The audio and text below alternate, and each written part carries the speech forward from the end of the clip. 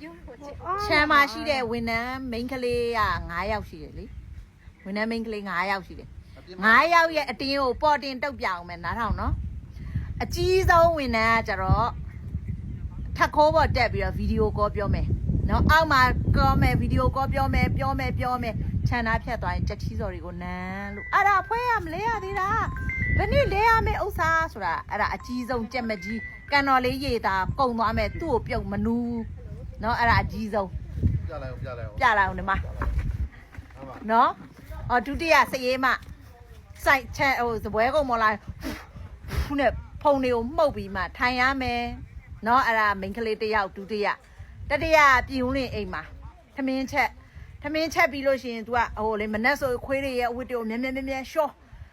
ခွေးတွေကိုလောင်အင်းနဲ့ထည့်ထားပြီးကြခွေးတွေအော်မအပြင်ထုတ်ပေးပြီးကြအမားတို့မသွားမချင်းက तू က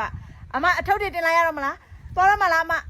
ကျွန်တော်တို့သွားပြီဆိုရင် तू ကဖုန်းပြောမှာလေ तू ဖုန်းပြောမှာနော်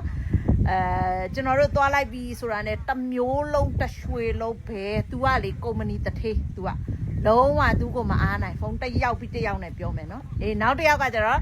ထမင်းစားတော့မယ်ဆိုရင်ကြောက်ရွံ့ကြီးလို့ပဲစပွဲမှာလာရက်ပြီးတော့လေ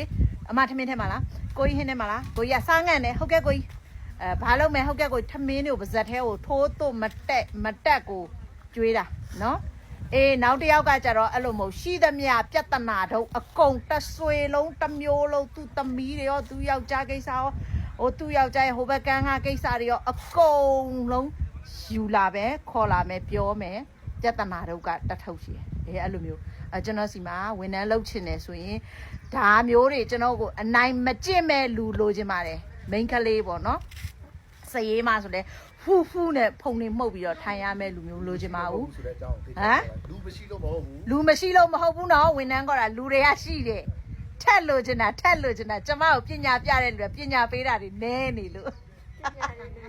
ကျမပညာတွေလိုချင်လို့ဝန်ထမ်းလိုချင်ပါသေးတယ်မိန်းကလေးတွေလာပါအောင်နော်